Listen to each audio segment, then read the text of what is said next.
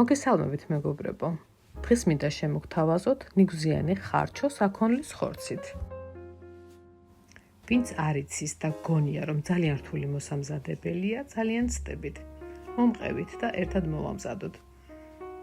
დაგჭირდებათ დაახლოებით 1 კილო რბილი საქონლის ხორცი, რომელიც უნდა დავჭრათ კუბებად.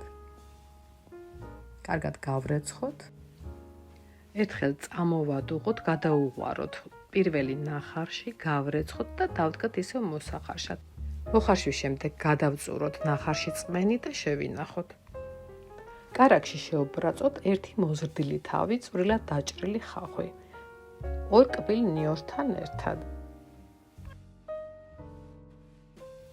დავჭირდება დაახლოებით 400-500 გრამი ორჯერ გატარებული ნიგოზი.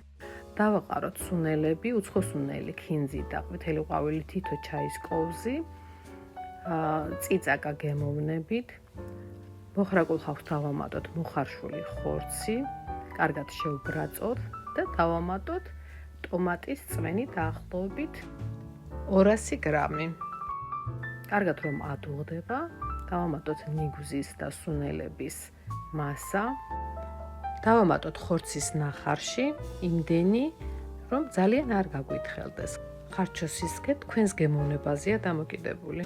ბოლოს მოვაყაროთ წვანილი, ქინძი და ოხრახუში და ასევე წვრილად დაჭრილი ნიორი.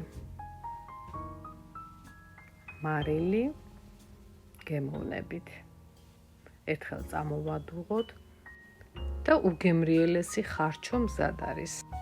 დამერწმუნეთ, არ არის რთული მოსამზადებელი და აუცილებლად მოამზადეთ და გემრიელად მიირთვით ღომთან ერთად. არ დაგავიწყდეთ, გამოიწეროთ და დამიკომენტაროთ ჩემი ვიდეო.